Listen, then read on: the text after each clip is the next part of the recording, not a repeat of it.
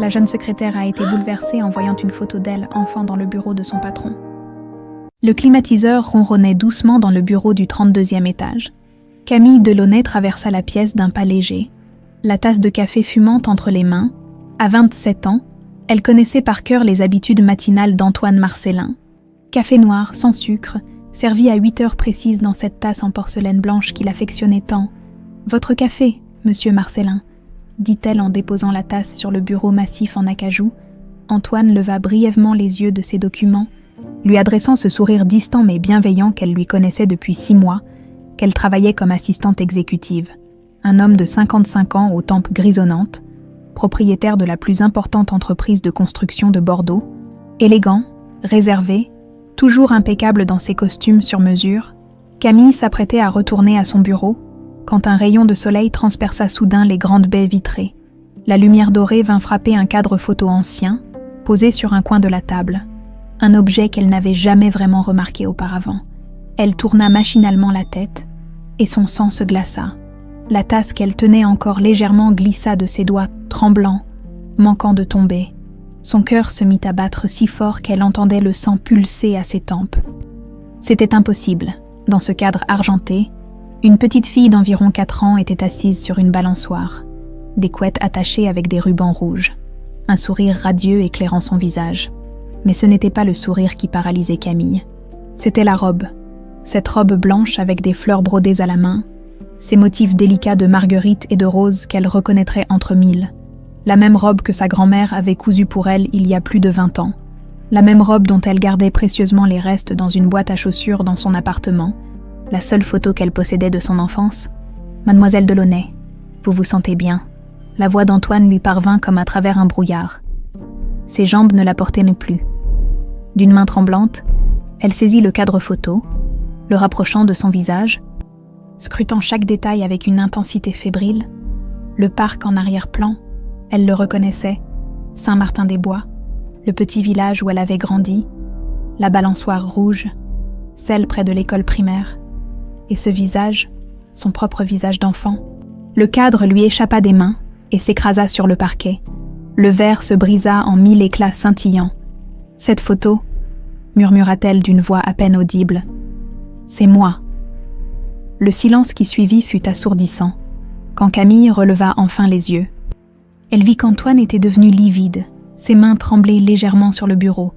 Dans son regard, quelque chose s'était brisé, une digue qui retenait des années de secrets, des larmes anciennes et lourdes, montèrent aux yeux du millionnaire. « Asseyez-vous, s'il vous plaît, » dit-il d'une voix étranglée. « Il y a quelque chose que j'aurais dû vous dire depuis le jour où vous êtes arrivé ici. » Camille s'effondra plus qu'elle ne s'assit dans le fauteuil en cuir face au bureau.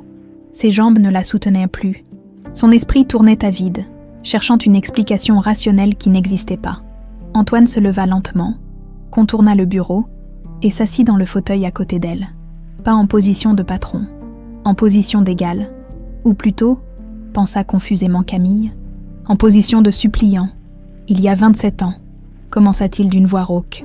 J'ai rencontré une femme extraordinaire. Elle s'appelait Élise Delaunay. Le nom de sa mère dans la bouche d'Antoine Marcellin frappa Camille comme une gifle. Élise était institutrice à Saint-Martin-des-Bois. J'avais 28 ans. Je venais de reprendre l'entreprise familiale après la mort de mon père. Je m'étais réfugiée là-bas quelques semaines pour échapper à la pression. C'est dans ce petit café de la place du village que je l'ai vue pour la première fois. Elle corrigeait des cahiers, un crayon rouge coincé dans ses cheveux, et elle riait toute seule en lisant les rédactions de ses élèves. Antoine s'interrompit, la voix brisée par l'émotion. Je suis tombé amoureux comme on tombe d'une falaise. Immédiatement, totalement, nous avons vécu 6 mois de bonheur absolu.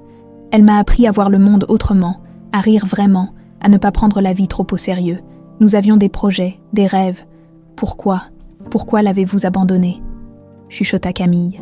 Des larmes roulant sur ses joues, le visage d'Antoine se tordit de douleur. « Ma famille, les Marcellins sont une vieille famille bordelaise. Vous comprenez ? Du patrimoine, des traditions, des alliances. Mon oncle et ma sœur Constance avaient déjà arrangé mon mariage avec Bérengère Vaillant, la fille d'un entrepreneur puissant. Quand ils ont découvert ma relation avec Élise, ils m'ont fait un chantage. Soit j'épousais Bérengère, soit ils me déshéritaient écoulé à l'entreprise que mon père avait passé sa vie à bâtir, il se prit la tête entre les mains. J'ai été lâche, terriblement lâche. Je suis rentrée à Bordeaux et je l'ai quitté sans un mot, sans une explication. Je me suis mariée 2 mois plus tard avec Bérangère, dans une cérémonie glaciale où personne ne souriait.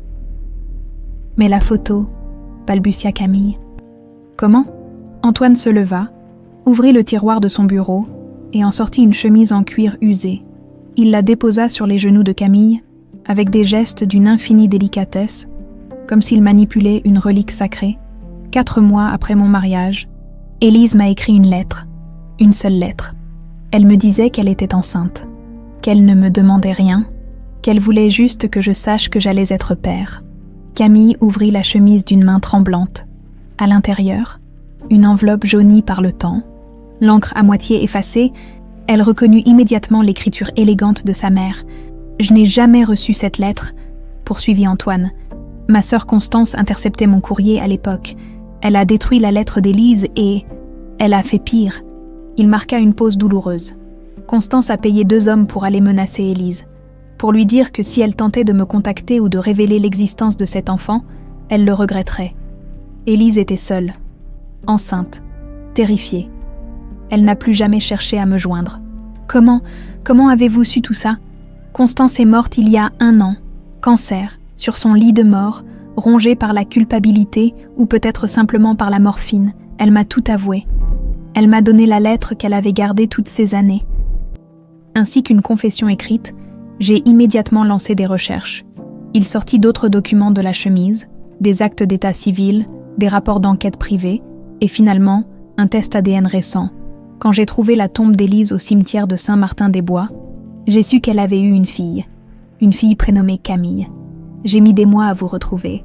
Et quand j'ai vu votre photo sur votre CV, quand vous êtes entré pour votre entretien d'embauche, vous êtes son portrait exact. Les mêmes yeux, le même sourire, la même façon d'incliner la tête quand vous réfléchissez. Camille ne pouvait plus respirer. Les mots sortèrent de sa bouche sans qu'elle les contrôle vraiment. Ma mère est morte quand j'avais 5 ans. Accident de voiture. C'est ce qu'on m'a toujours dit. Je n'ai jamais connu mon père.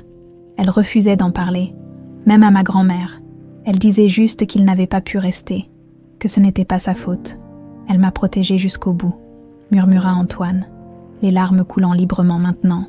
Même morte, elle me protégeait encore. Pourquoi ne m'avez-vous rien dit ? Pourquoi me faire venir ici ? Travailler pour vous pendant 6 mois sans... Parce que j'avais peur. Peur que vous me détestiez. Peur que vous pensiez que je suis un lâche.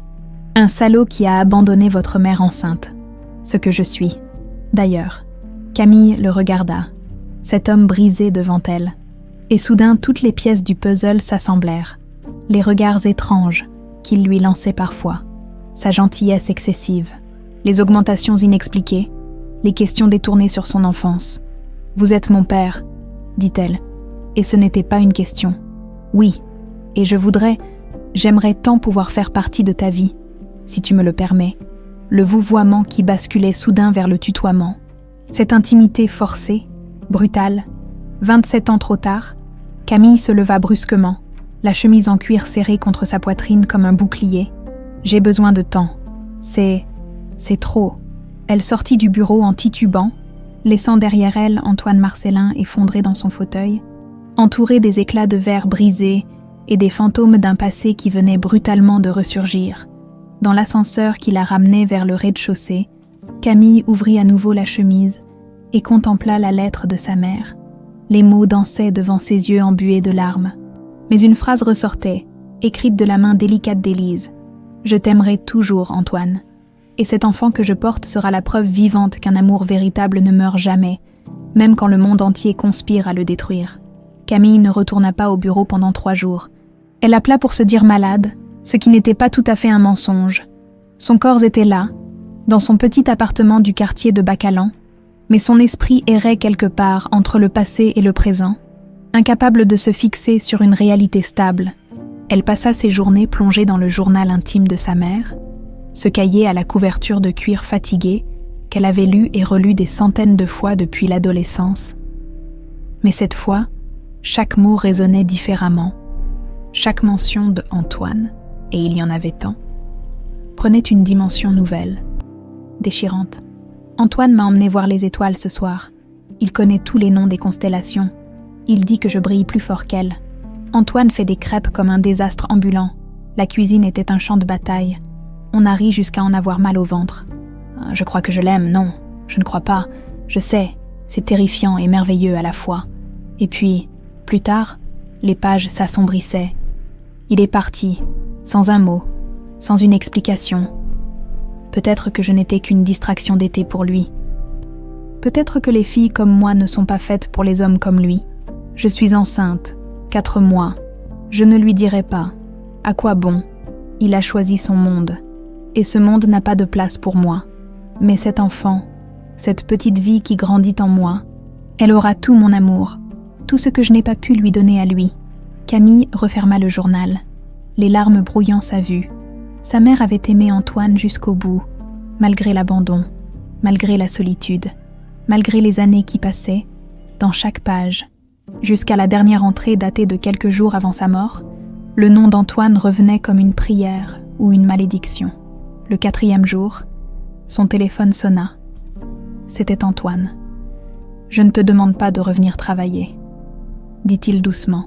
« Je voulais juste savoir si tu allais bien, si tu avais besoin de quelque chose. » Camille resta silencieuse un long moment, écoutant sa respiration dans le combiné. « J'aimerais qu'on se voie, » finit-elle par dire. « Pas au bureau, ailleurs. »« Où tu veux. »« Quand tu veux. Ce soir, au Café des Arts. Place Gambetta, 19h. » Elle raccrocha avant qu'il puisse répondre. Le cœur battant, elle ne savait pas vraiment pourquoi elle avait accepté.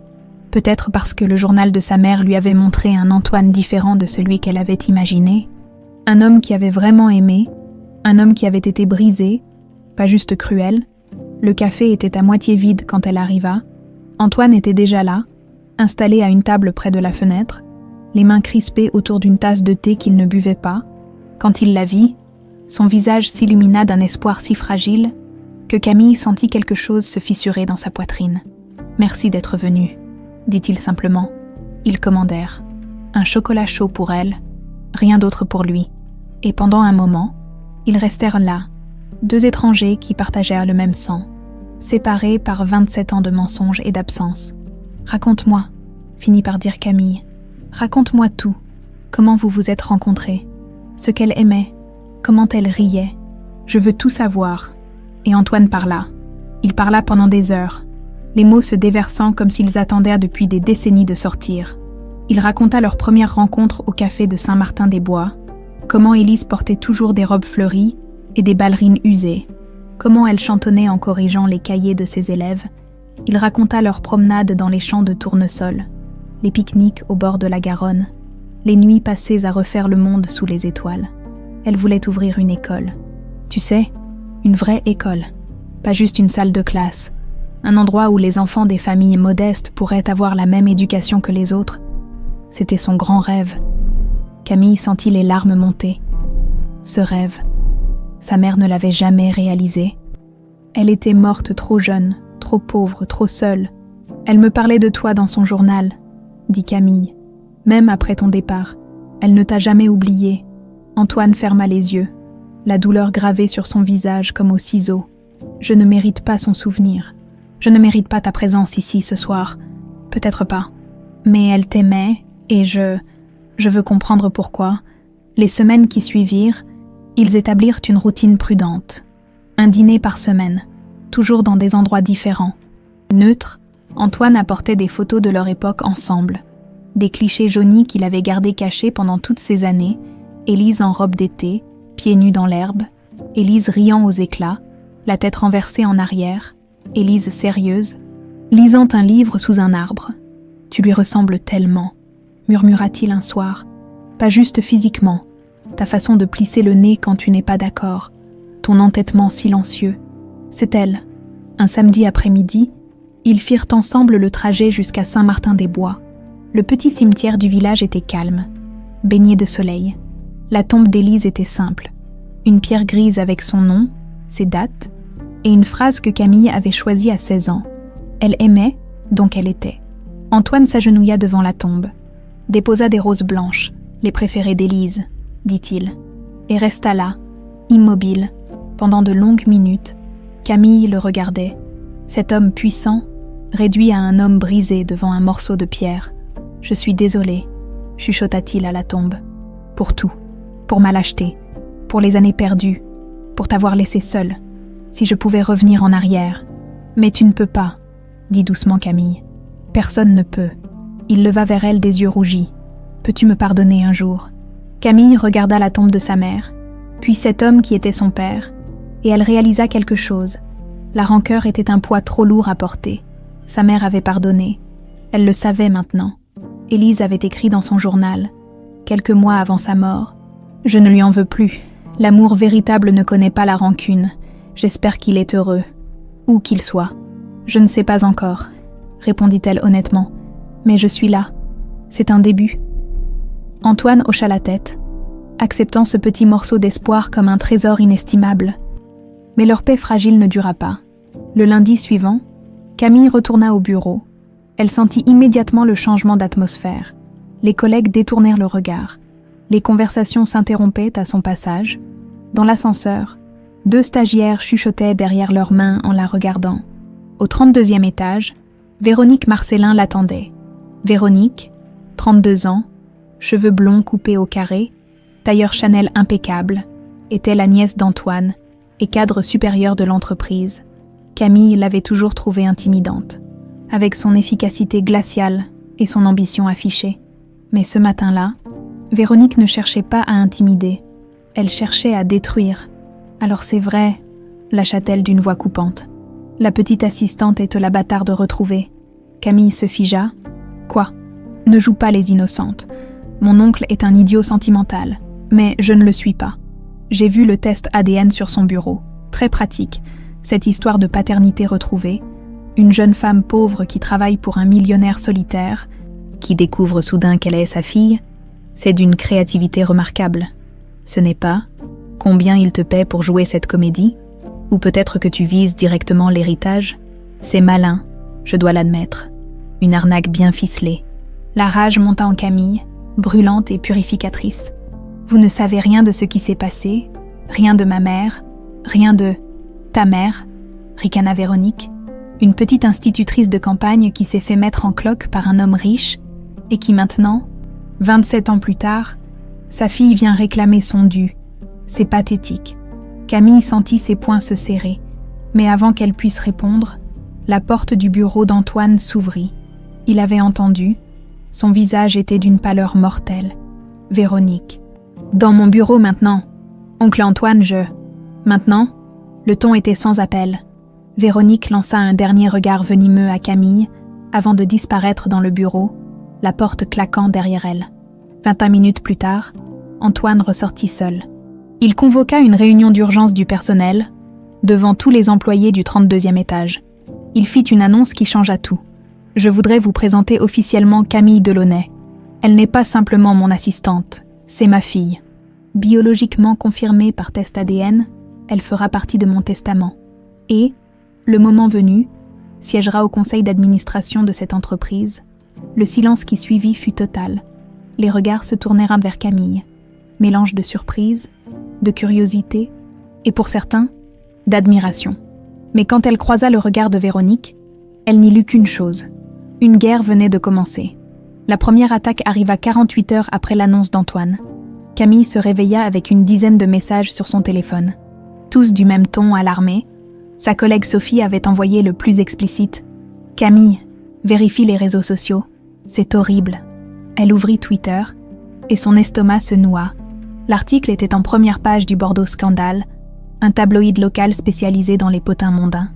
Le titre s'étalait en lettres grasses. Paternité miracle, une assistante séduit son patron milliardaire avec une histoire touchante. La photo qui accompagnait l'article avait été prise à son insu quelques jours plus tôt, quand elle sortait du bureau d'Antoine. L'angle était calculé, la lumière trafiquée pour la faire paraître calculatrice, presque prédatrice. Le texte était pire encore, un mélange vicieux de sous-entendus et d'accusations à peine voilées, suggérant qu'elle avait manipulé un homme vulnérable et solitaire avec une histoire de paternité opportunément indémontrable, Sources proches de la famille Marcellin s'inquiètent de l'influence grandissante de mademoiselle Delaunay sur un homme qui, selon certains, traverse une période de fragilité émotionnelle depuis le décès de sa sœur l'année dernière. Camille sentit les larmes monter. Mais les ravalas, ce n'était que le début. Dans les jours qui suivirent, les attaques se multiplièrent. Des comptes anonymes sur les réseaux sociaux partagèrent des photos d'elle avec des légendes cruelles. On la traitait d'arriviste, de chercheuse d'or, de menteuse professionnelle. Quelqu'un créa même un faux profil à son nom, postant des messages suggestifs et des demandes d'argent qui furent largement partagées. Au bureau, l'atmosphère devint toxique. Des documents importants disparaissaient mystérieusement de son bureau. Un dossier qu'elle avait passé des semaines à préparer pour une réunion cruciale s'évanouit la veille de la présentation, la faisant passer pour incompétente devant les clients. Des erreurs apparaissaient dans des fichiers qu'elle avait pourtant vérifiés 3 fois, comme si quelqu'un les sabotait délibérément. Lors d'une réunion d'équipe, elle présenta une analyse de marché sur laquelle elle avait travaillé pendant des jours. À peine avait-elle fini que Véronique, assise au bout de la table, lança d'une voix mielleuse. « C'est intéressant, Camille, mais je crois qu'il y a quelques inexactitudes dans tes chiffres. Peut-être que tu devrais te concentrer sur les tâches qui correspondent mieux à ton niveau de compétence. » Des rires étouffés parcoururent la salle. Camille vérifia ses données après la réunion. Elles étaient parfaitement exactes. Quelqu'un avait simplement distribué une version modifiée de sa présentation aux autres participants. Antoine essaya d'intervenir. Il embaucha une équipe de communication de crise pour gérer les articles diffamatoires, assigna des avocats pour poursuivre les médias les plus virulents et fit installer un système de sécurité renforcé dans les bureaux. Mais le mal était fait. Les rumeurs avaient la vie dure et chaque démenti officiel ne faisait qu'alimenter le feu. Un soir, alors qu'elle quittait le bureau épuisée après une journée particulièrement éprouvante, Camille croisa Véronique dans le parking souterrain. Elles étaient seules. « Tu devrais partir », dit Véronique en s'approchant, les talons claquant sur le béton. « Retourne dans ton petit village de paysans. Tu n'es pas à ta place ici.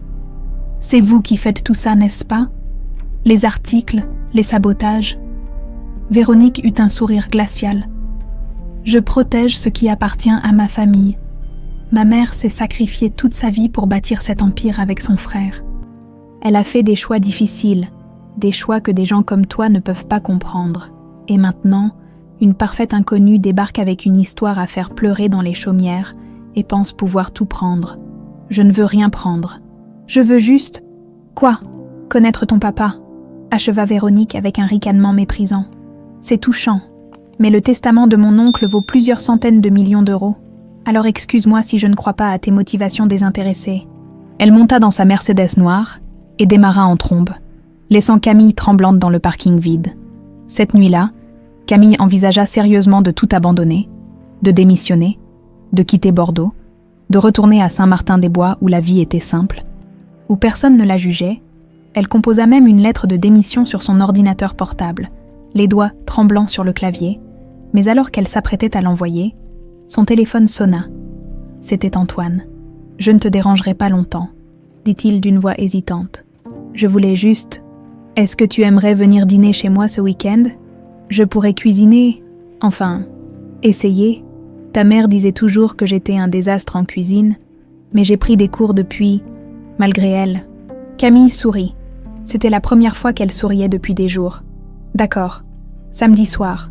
Parfait, je te raconterai d'autres histoires sur elle, si tu veux. » Le samedi, Camille arriva à la villa d'Antoine dans le quartier huppé de Codéran. La maison était immense, magnifique, mais étrangement vide et froide.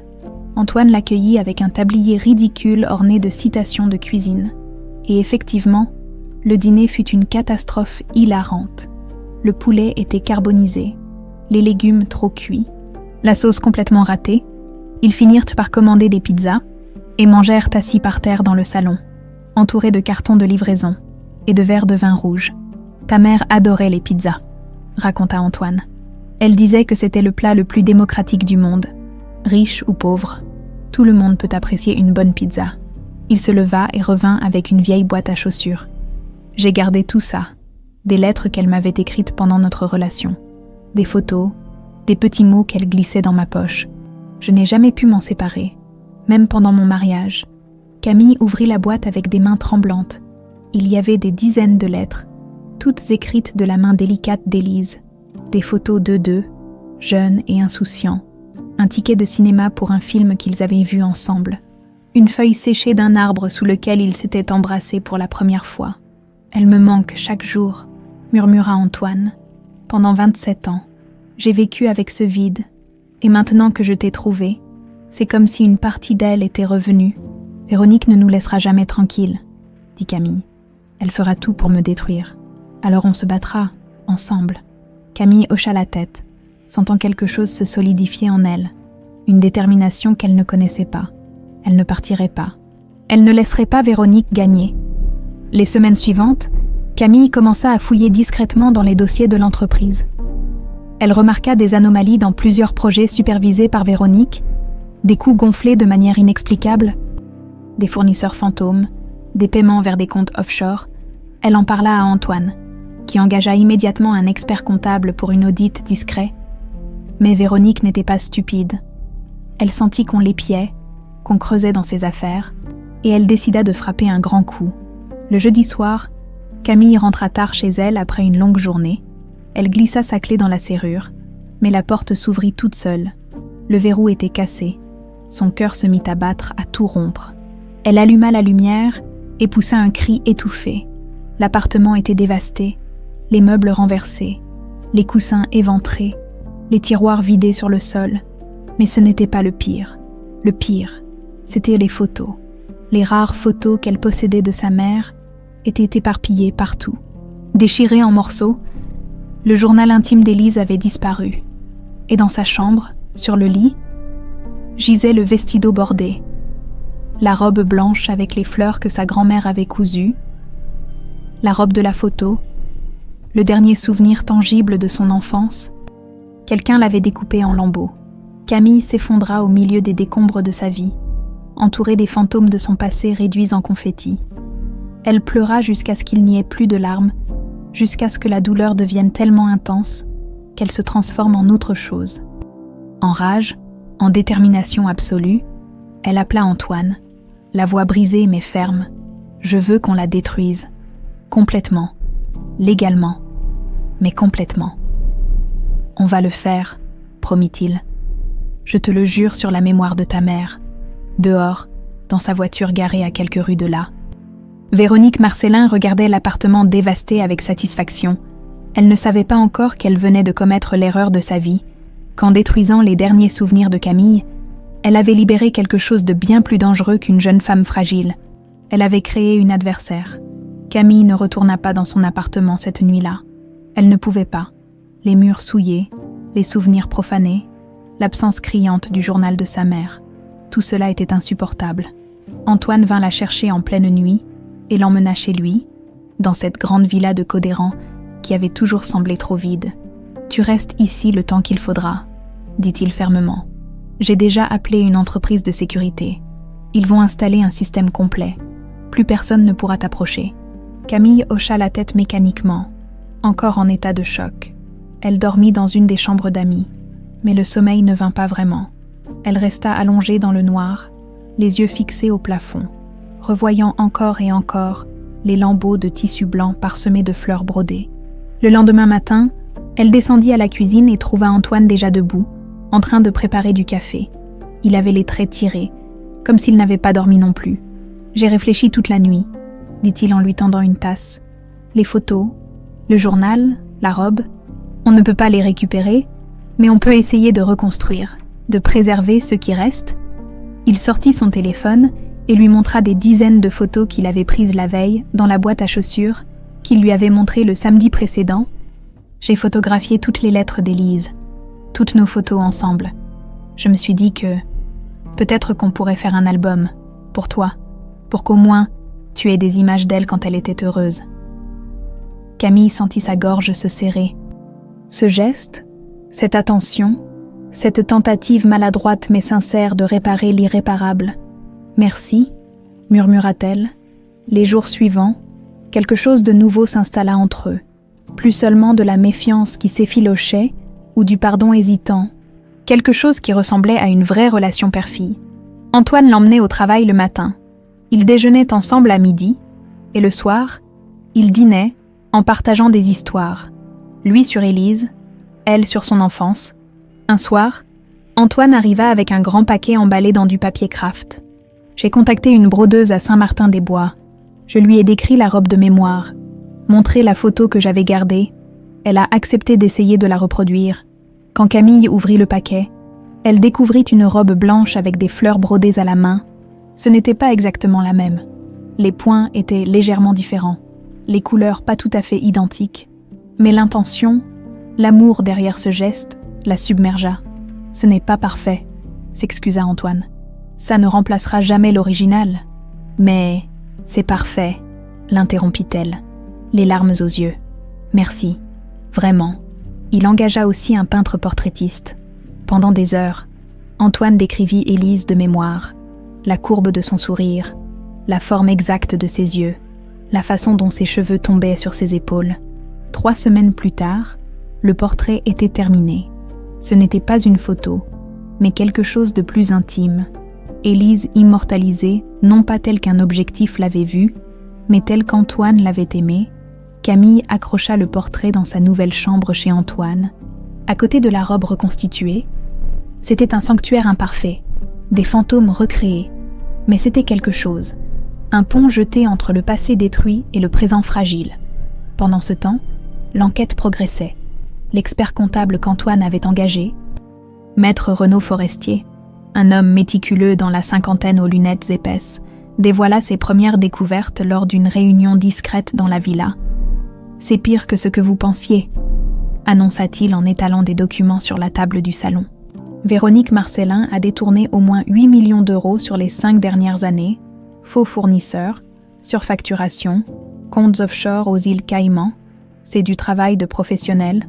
Antoine devint livide. 8 millions. Ce n'est qu'un début. J'ai trouvé d'autres anomalies, mais j'ai besoin de plus de temps pour tout documenter. Le problème, c'est qu'elle a couvert ses traces avec beaucoup de soin. Il va falloir être méthodique. Prenez tout le temps nécessaire, dit Antoine d'une voix dure. Je veux des preuves irréfutables. Mais quelque chose d'autre tracassait Camille.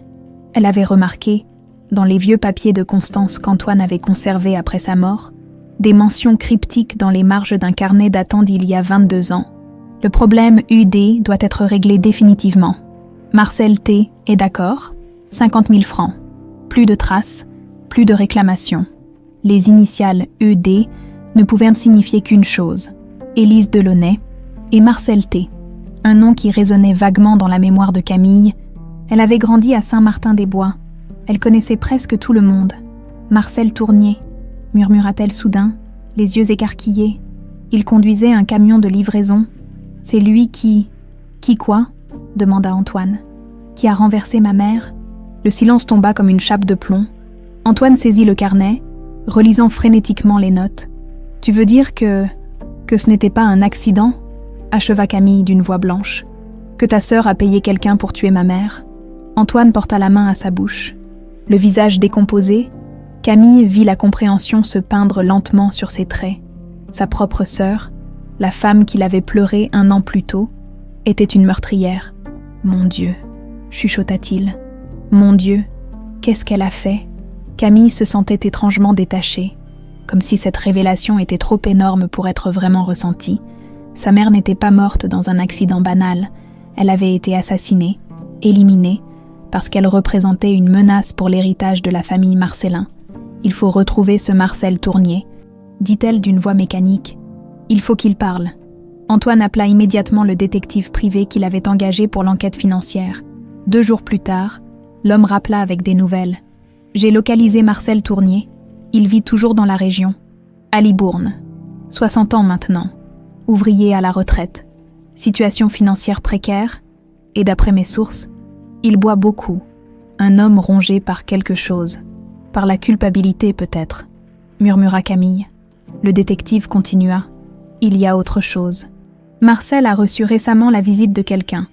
Une jeune femme blonde au volant d'une Mercedes noire, Véronique. Elle sait qu'on creuse, » dit Antoine. « Elle essaie de le faire taire, ou de s'assurer de sa loyauté, » ajouta Camille. « De toute façon, on doit lui parler avant qu'elle ne le fasse disparaître. » Le lendemain, Antoine, Camille et maître Forestier, qui avait aussi des compétences en droit pénal, se rendirent à Libourne. La maison de Marcel Tournier était une petite bâtisse délabrée dans un quartier ouvrier. La peinture s'écaillait, le jardin était envahi de mauvaises herbes. Quand Marcel ouvrit la porte, Camille fut frappée par son apparence. Un homme voûté, au visage marqué par l'alcool et les remords, les yeux rougis et fuyants. « Qu'est-ce que vous voulez ?» demanda-t-il d'une voix rauque. « Nous voulons parler d'Élise Delaunay », dit calmement Antoine. Et du 15 mars 2003, Marcel devint blanc comme un linge. Sa main se crispa sur la poignée de la porte. « Je ne sais pas de quoi vous parlez. Vraiment, » intervint maître Forestier. « Parce que nous avons les carnets de Constance Marcellin, les preuves de paiement, et nous savons que Véronique est venue vous voir il y a quelques jours. Pour vous rappeler de garder le silence, j'imagine. » Marcel chancela. Il s'appuya contre le chambranle, le souffle court. « Elle a dit qu'elle me tuerait, qu'elle tuerait ma famille si je parlais. »« Nous pouvons vous protéger, » dit Antoine. « Nous pouvons vous offrir l'immunité en échange de votre témoignage. Mais il faut que vous disiez la vérité. » Maintenant, Marcel les regarda longuement, puis son regard se posa sur Camille. Il tressaillit. « Vous lui ressemblez. À la femme, à Élise. C'était ma mère, » dit Camille d'une voix étranglée. « Vous l'avez tuée. » Les yeux de Marcel se remplirent de larmes. « Je vis avec ça tous les jours depuis 22 ans. Chaque nuit, je la vois. Son visage au moment où... Mon Dieu, j'étais jeune. J'avais besoin d'argent. Constance m'a offert une fortune. Et Véronique, qu'est-ce qu'elle voulait ?» Marcel s'effondra sur le seuil, la tête entre les mains. Constance lui avait tout raconté avant de mourir. Véronique est venue il y a 1 an pour s'assurer que je ne dirais rien, si quelqu'un posait des questions. Elle m'a payé, encore, pour acheter mon silence. Elle a dit que si la fille d'Élise, vous, apparaissait un jour et réclamait l'héritage, elle ferait ce que sa mère avait fait. Elle éliminerait le problème. Camille sentit un frisson glacial parcourir son échine. Véronique n'avait pas seulement continué les crimes de sa mère, elle était prête à tuer à nouveau pour protéger son héritage. « Acceptez-vous de témoigner ?» demanda maître Forestier. « Sous protection policière. » Marcel hocha lentement la tête, les épaules secouées de sanglots. « Oui, je ne veux plus vivre comme ça. Je veux payer pour ce que j'ai fait. » 3 jours plus tard, Marcel Tournier signait une confession complète devant un juge d'instruction. Maître Forestier contacta le procureur. Un mandat d'arrêt fut préparé contre Véronique Marcellin pour complicité de meurtre, fraude et menace de mort, mais il devait être prudent. Véronique était puissante, connectée, dangereuse. Un faux pas, et elle pourrait s'enfuir ou détruire les preuves restantes. Antoine convoqua une réunion extraordinaire du conseil d'administration, officiellement pour questions successorales urgentes. Véronique ne se doutait de rien. Elle pensait avoir encore une chance de discréditer Camille politiquement, de la faire exclure du testament. Elle ne savait pas que la justice l'attendait. La nuit précédant la réunion du conseil, Camille ne trouva pas le sommeil. Elle resta assise dans sa chambre chez Antoine, le portrait de sa mère illuminé par la lueur de la lampe de chevet. 22 ans. Pendant 22 ans. Elle avait cru à un accident, une fatalité tragique, un mauvais concours de circonstances. Mais c'était un mensonge. Sa mère avait été assassinée de sang-froid, éliminée comme on élimine un problème gênant. Et la femme qui avait orchestré ce meurtre, Constance Marcellin, avait vécu tranquillement pendant des décennies. Respectée, honorée, pleurée par tous à sa mort, Camille sentit une rage froide l'envahir. Ce n'était plus seulement une question d'héritage ou de reconnaissance, c'était une question de justice. Pour Élise, pour la petite fille de 5 ans qui avait perdu sa mère et qui avait passé sa vie à croire qu'elle était simplement malchanceuse. On frappa doucement à sa porte. Antoine entra, 2 tasses de tisane à la main. « Je me doutais que tu ne dormais pas », dit-il en s'asseyant au bord du lit. « Moi non plus. » Il posa les tasses sur la table de nuit et resta silencieux un moment, contemplant lui aussi le portrait d'Élise. « Je n'arrive pas à croire que Constance ait pu faire ça, » murmura-t-il. « Ma propre sœur. On a grandi ensemble. On a partagé la même maison, les mêmes parents. Comment a-t-elle pu devenir ça ? L'argent change les gens, » dit Camille d'une voix neutre, la peur de le perdre encore plus. « J'aurais dû me battre davantage à l'époque, quand il voulait me forcer à épouser Bérangère. Si j'avais eu ne serait-ce qu'un peu de courage, Élise serait encore en vie aujourd'hui. » Camille le regarda. « cet homme brisé par ses propres remords. Tu ne peux pas porter la responsabilité des crimes de ta sœur. Mais c'est ma lâcheté qui a créé les conditions. Si j'étais restée avec Élise, si je l'avais épousée malgré les pressions, Constance n'aurait eu aucune raison de... Arrête, l'interrompit doucement Camille. On ne peut pas refaire le passé. On peut juste s'assurer que justice soit faite maintenant, pour elle. Antoine hocha la tête, essuyant ses yeux humides. Demain, Véronique paiera, pour sa mère, pour elle-même, pour tout. Le lendemain matin, la tension était palpable dans les bureaux de la Marcellin Construction. La convocation d'une réunion extraordinaire du conseil d'administration avait semé la confusion parmi les cadres supérieurs. Les rumeurs allaient bon train, restructuration massive, vente de l'entreprise, départ à la retraite d'Antoine. Véronique arriva au 32e étage avec 40 minutes d'avance, impeccable dans son tailleur Chanel gris perle. Elle avait ce sourire satisfait de quelqu'un qui pense avoir déjà gagné. Elle avait passé les dernières semaines à cultiver des alliances au sein du conseil, à préparer une motion pour contester la place de Camille dans le testament, à rassembler des preuves de son incompétence professionnelle. Elle ne remarqua pas les deux hommes en costume sombre qui attendaient discrètement près des ascenseurs. Des policiers en civil, à 14 heures précises, tout le conseil était réuni dans la grande salle de conférence. 12 membres, plus Antoine et Véronique. Camille était assise au bout de la table, maître Forestier à sa droite, sur la table devant eux, plusieurs dossiers épais. Antoine ouvrit la séance d'une voix calme mais ferme. Merci à tous d'être venus. Cette réunion concerne des découvertes graves que nous avons faites ces dernières semaines. Des découvertes qui touchent à l'intégrité de cette entreprise et à la criminalité. Un murmure parcourut l'assemblée. Véronique fronça légèrement les sourcils, mais garda son masque de confiance. Maître Forestier, si vous voulez bien commencer. L'expert comptable se leva et projeta sur l'écran géant une série de documents financiers. Mesdames et messieurs, au cours des 5 dernières années, 8 300 000 € ont été détournés des comptes de la Marcellin Construction. L'argent a transité par des sociétés écrans, des fournisseurs fantômes, avant d'atterrir sur des comptes offshore aux îles Caïmans. Il fit défiler méthodiquement les preuves, factures gonflées, paiements suspects, virements inexpliqués. Chaque transaction était documentée, tracée, irréfutable. Ces détournements ont tous été autorisés et orchestrés par la même personne, Mademoiselle Véronique Marcellin. Le silence dans la salle était total. Tous les regards se tournèrent vers Véronique, qui était devenue livide, mais elle se ressaisit rapidement, affichant une expression d'indignation parfaitement jouée. « C'est absurde !» s'exclama-t-elle. « C'est une machination, Cette fille et son complice essaient de me discréditer pour... Les documents parlent d'eux-mêmes, l'interrompit froidement Maître Forestier. Nous avons les signatures électroniques, les traces IP, les témoignages de 3 comptables que vous avez soudoyés pour falsifier les rapports. Tout est là. Il posa sur la table 3 classeurs remplis de preuves. Plusieurs membres du conseil les feuilletèrent, les expressions passant du choc à la colère. Mais ce n'est pas tout, continua Antoine d'une voix plus sombre. Il y a quelque chose de bien plus grave. Il fit signe à Camille, qui se leva à son tour. Sa voix tremblait légèrement, mais elle resta debout, digne. Il y a 22 ans, ma mère Élise Delaunay est morte dans ce qui a été présenté comme un accident de la route. Mais ce n'était pas un accident. Elle projeta sur l'écran des copies des carnets de Constance Marcellin, les passages surlignés en jaune fluo. Constance Marcellin a payé un homme, Marcel Tournier, 50 000 francs pour renverser délibérément ma mère avec son camion. C'était un meurtre commandité. Ma mère a été assassinée pour protéger l'héritage familial. L'assemblée était pétrifiée. Véronique s'était levée à moitié de sa chaise, le visage déformé par la rage et la peur. C'est n'importe quoi. Ma mère n'aurait jamais... Marcel Tournier a signé une confession complète il y a 3 jours, poursuivit Camille d'une voix plus assurée. Il a décrit en détail comment Constance l'a contacté, combien elle l'a payé, et comment il devait faire en sorte que l'accident paraisse authentique.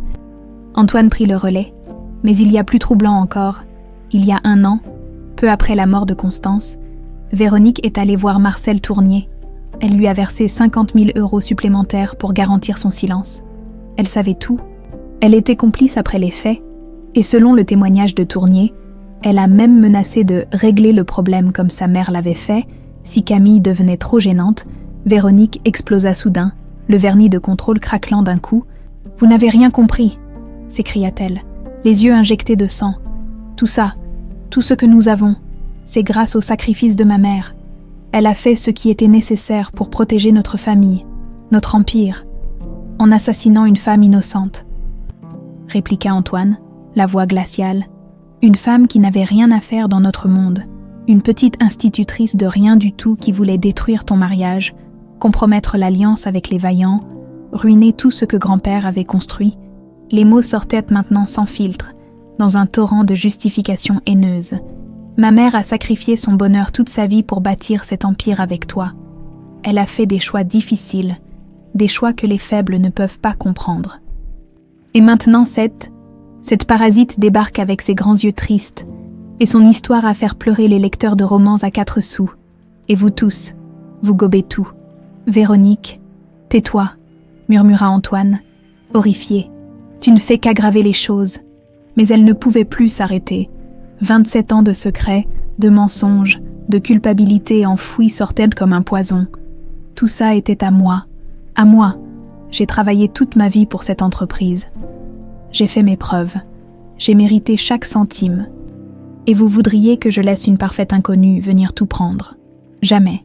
Vous avez tué ma mère, dit Camille d'une voix brisée. Votre mère l'a tuée, et vous avez protégé ce crime. Vous avez menacé de me tuer moi aussi. Véronique la regarda avec un mélange de haine et de mépris.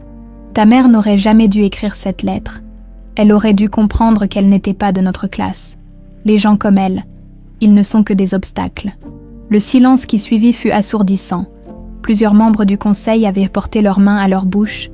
Choqué, l'un d'eux, une femme d'une 60aine d'années, se leva et quitta la salle, visiblement écœurée. « Mademoiselle Marcellin », dit froidement Maître Forestier, « je dois vous informer que cette réunion est officiellement enregistrée par décision du conseil. Tout ce que vous venez de dire constitue un aveu. » Véronique réalisa soudain ce qu'elle avait fait. Ses yeux s'élargirent. Elle regarda autour d'elle, cherchant un soutien, un allié, mais ne trouva que des visages fermés, révulsés. Antoine appuya sur un bouton sous la table. Les portes s'ouvrirent, les 2 policiers entrèrent. « Véronique Marcellin, dit le plus âgé des deux, vous êtes en état d'arrestation pour complicité de meurtre, détournement de fonds et menace de mort. Vous avez le droit de garder le silence. » « Non, hurla Véronique en se levant brusquement. « Vous ne pouvez pas. Je suis Véronique Marcellin. Cette entreprise, c'est ma famille. Vous ne pouvez pas. » Mais les menottes se refermèrent sur ses poignets. Les policiers l'entraînèrent vers la sortie tandis qu'elle se débattait, hurlant des menaces et des accusations incohérentes au moment de franchir la porte. Elle se retourna vers Camille une dernière fois. « Tu ne gagneras pas. Jamais. Cette famille te détruira, comme elle a détruit ta mère. » Puis elle disparut dans le couloir. Ses cris résonnant encore longtemps après que les portes se furent refermées, Camille resta immobile, tremblante. Antoine s'approcha et posa doucement une main sur son épaule. « C'est fini, » murmura-t-il. « Justice est faite. » Mais Camille ne ressentait pas de triomphe. Seulement un vide immense et l'image persistante de sa mère, morte sur une route de campagne. Victime d'une famille qui avait choisi l'argent plutôt que l'humanité, les semaines qui suivirent l'arrestation de Véronique furent un tourbillon d'activités juridiques et médiatiques. Cette fois, la presse ne traita pas Camille d'arriviste. Les révélations du meurtre commandité, les aveux filmés de Véronique, la confession de Marcel Tournier, tout cela avait inversé le récit. Camille était devenue la victime courageuse. L'orpheline qui avait enfin obtenu justice pour sa mère assassinée, mais elle ne lisait plus les journaux. Elle ne voulait pas être réduite à une histoire sensationnelle, à un titre accrocheur. Ce qu'elle voulait, c'était que Véronique paie. Vraiment, complètement. Maître Forestier et l'équipe d'avocats pénalistes qu'Antoine avait engagée travaillaient sans relâche pour construire un dossier béton. Véronique avait des moyens, des connexions, des avocats redoutables. Elle ne se laisserait pas condamner facilement. Le procès aura lieu dans 6 semaines, annonça Maître Forestier lors d'une réunion dans la villa d'Antoine. Le procureur est confiant, entre les aveux enregistrés, le témoignage de Marcel Tournier et les preuves documentaires des détournements de fonds. Ils ont un dossier solide. Mais, demanda Camille, sentant l'hésitation dans sa voix, mais Marcel Tournier est notre témoin clé pour le meurtre. Et il est fragile, alcoolique, antécédent de dépression, situation précaire. Les avocats de Véronique vont tenter de le discréditer, de le présenter comme un menteur en quête d'immunité. « Il faut le protéger », dit Antoine fermement, qu'il ait une protection policière 24 heures sur 24, que sa famille soit mise en sécurité. Véronique a encore des alliés dehors. Maître Forestier hocha la tête. C'est déjà en cours. Mais il y a autre chose. Marcel a reçu des appels anonymes la semaine dernière, des menaces voilées. Quelqu'un lui a dit que s'il témoignait, sa petite fille de 8 ans pourrait avoir un accident.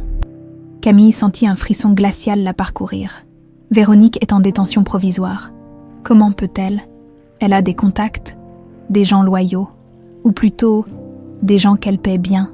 Antoine frappa du poing sur la table. Une rare démonstration de colère. Trouvez qui fait ces menaces. Je paierai ce qu'il faut pour protéger Marcel et sa famille. Tout ce qu'il faut. Les jours précédant le procès, Camille sentait l'anxiété monter. La nuit, elle faisait des cauchemars où Véronique s'échappait, où Marcel se rétractait, où justice n'était jamais rendue. Elle se réveillait en sueur, le cœur battant, et restait des heures les yeux ouverts dans le noir. Antoine le remarqua. Un soir, il frappa à sa porte avec 2 tasses de tisane. C'était devenu leur rituel. Tu ne dors toujours pas. Je n'arrête pas de penser à tout ce qui pourrait mal tourner, si Marcel ne témoigne pas, si les avocats de Véronique trouvent un vice de procédure, si elle s'en sort avec juste quelques années pour la fraude et rien pour le meurtre. Antoine s'assit à côté d'elle. J'ai peur aussi, peur que ma sœur ait fait tout ça et que sa fille s'en sorte, que la justice ne soit qu'un mot vide. Mais on a fait tout ce qu'on pouvait. Le reste ne dépend plus de nous. Ça ne me suffit pas, murmura Camille. Ma mère est morte. 22 ans de ma vie ont été volés, et Véronique pourrait potentiellement être libérée dans 10 ans avec bonne conduite. Le procureur vise 25 ans minimum pour le meurtre, plus les charges de fraude.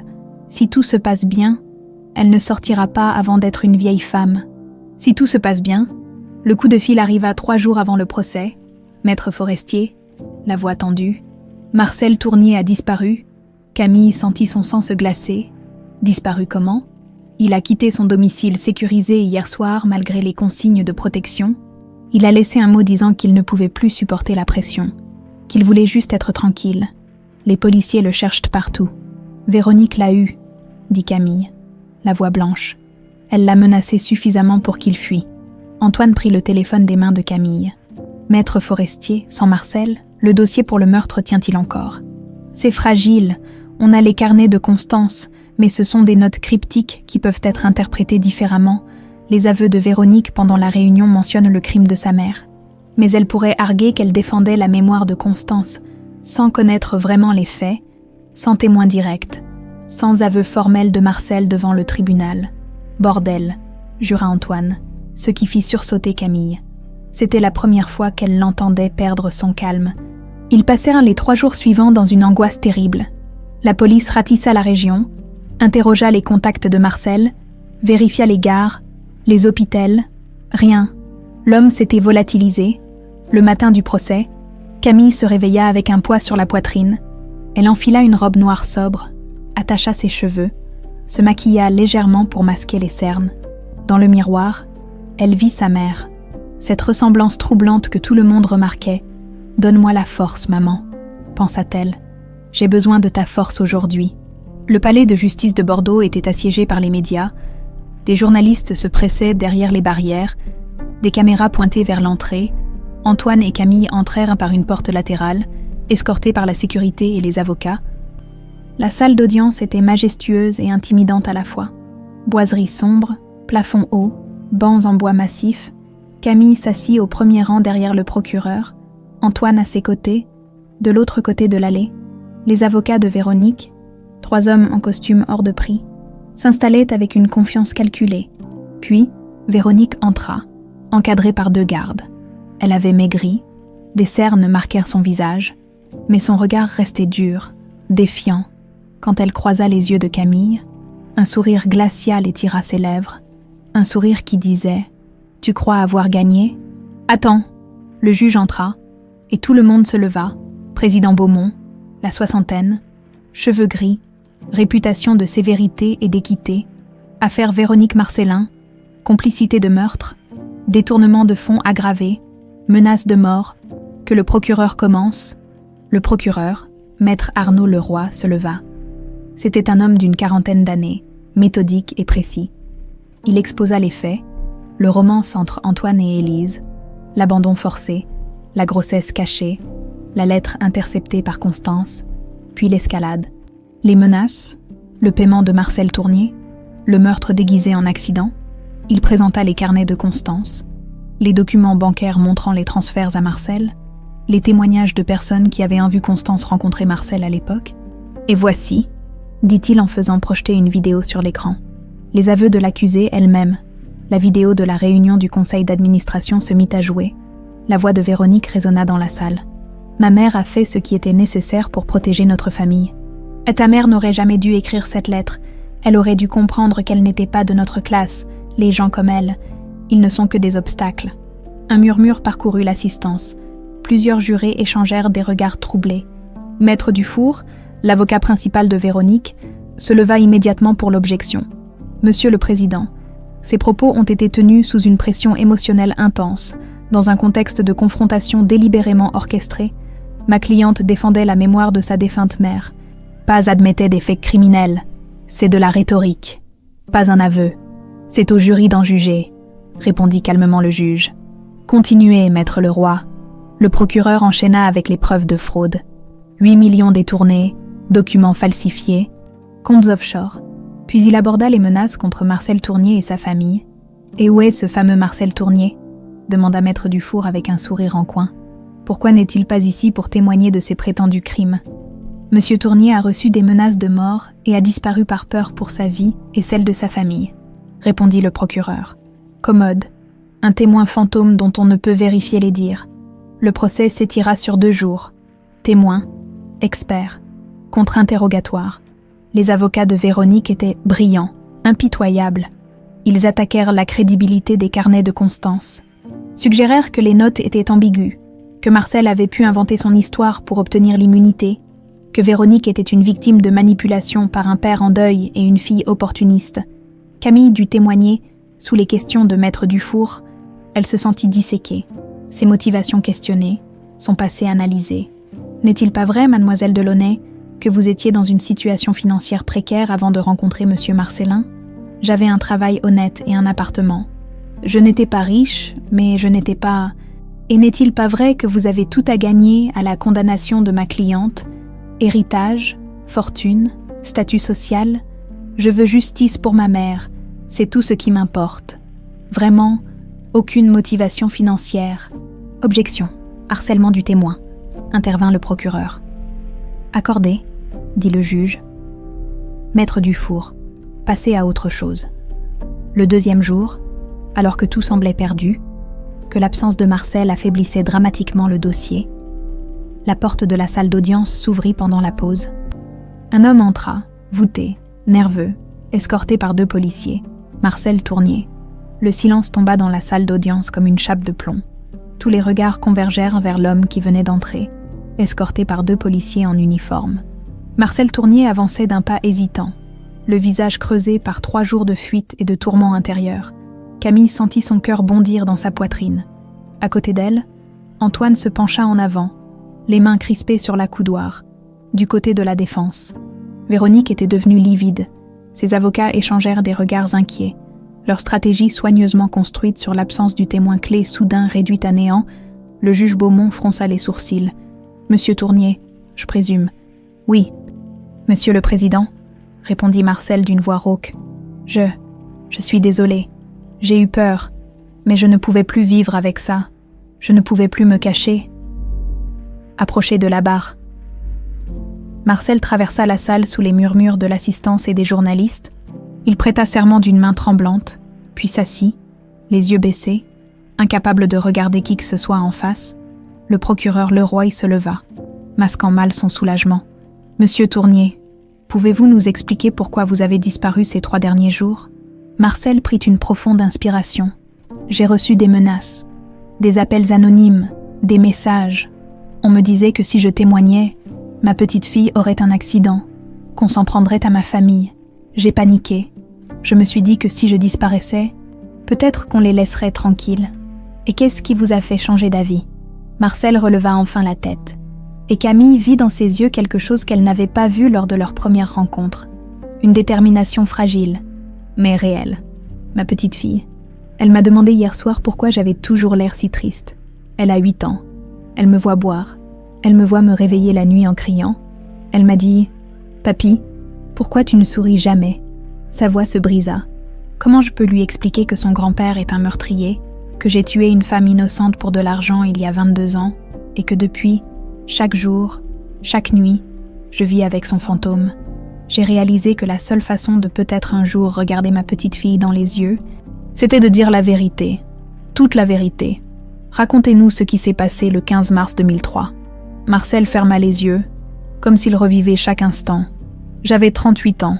Je conduisais un camion de livraison. Ma femme était malade. Les factures médicales s'accumulaient. J'étais désespérée. Un jour, une femme élégante est venue me voir au dépôt. Elle s'est présentée comme Constance Marcellin. Elle m'a dit qu'elle avait un problème délicat à régler. Qu'entendait-elle par là ? Elle m'a montré une photo d'une jeune femme. Élise Delaunay. Elle m'a dit que cette femme représentait une menace pour sa famille, qu'elle essayait d'extorquer de l'argent à son frère en prétendant porter son enfant. Elle m'a offert 50 000 francs si je faisais en sorte que le problème disparaisse définitivement. Le murmure dans la salle s'intensifia. Le juge dut réclamer le silence. J'ai d'abord refusé, continua Marcel, mais elle a insisté. Elle a doublé la somme. Elle m'a dit que cette femme était dangereuse, manipulatrice, qu'elle ruinerait une famille honorable. Elle a fait croire que c'était presque un service rendu à la société, et vous l'avez cru ? Marcel baissa la tête, la honte gravée sur son visage. Je voulais la croire, parce que j'avais besoin de cet argent, parce que j'étais lâche. Je me suis convaincue que si une femme riche et respectable comme Madame Marcellin disait que c'était nécessaire, alors c'était peut-être vrai ? Que s'est-il passé ensuite ? Constance m'a donné les habitudes d'Élise. Elle sortait de l'école primaire tous les soirs à 18h30, prenait toujours le même chemin de campagne pour rentrer chez elle, le 15 mars. J'ai attendu avec mon camion sur cette route, quand je l'ai vue arriver à vélo. Sa voix se brisa complètement. Des larmes coulaient sur ses joues. J'ai accéléré. Elle a tourné la tête au dernier moment. Nos yeux se sont croisés. Elle était si jeune. Si, elle n'a même pas eu le temps de crier. Le choc a été violent. Elle est morte sur le coup. Camille sentit les larmes brûler ses yeux. Antoine lui prit la main, la serrant fort, dans la salle. Plusieurs personnes pleuraient ouvertement. J'ai appelé les secours en faisant semblant d'être paniquée. D'avoir perdu le contrôle du camion, personne n'a douté, c'était une route dangereuse. Des accidents arrivaient, la police a classé l'affaire et j'ai pris l'argent de Constance Marcellin. Et ensuite, demanda le procureur, que s'est-il passé après ? J'ai vécu en enfer, chaque jour. L'alcool n'aidait pas. Les cauchemars empiraient. Ma femme est morte 3 ans plus tard sans jamais savoir ce que j'avais fait. Mes enfants ont honte de moi, et tout cet argent, il n'a servi à rien. Absolument rien. On ne peut pas construire une vie sur le sang. Le procureur marqua une pause, laissant les mots résonner. Parlez-nous maintenant de Véronique Marcellin. Marcel tourna son regard vers l'accusé pour la première fois. Véronique le fixait avec une haine glaciale. Il y a un peu plus d'1 an, elle est venue me voir. Elle m'a dit que sa mère venait de mourir et lui avait tout raconté avant de partir. Elle voulait s'assurer que je ne parlerais jamais. Elle m'a donné 50 000 € et elle m'a dit quelque chose que je n'oublierai jamais. Qu'a-t-elle dit exactement ? Elle a dit « Ma mère a fait ce qu'il fallait faire. Si la bâtarde d'Élise Delaunay réapparaît un jour et cause des problèmes, je ferai pareil.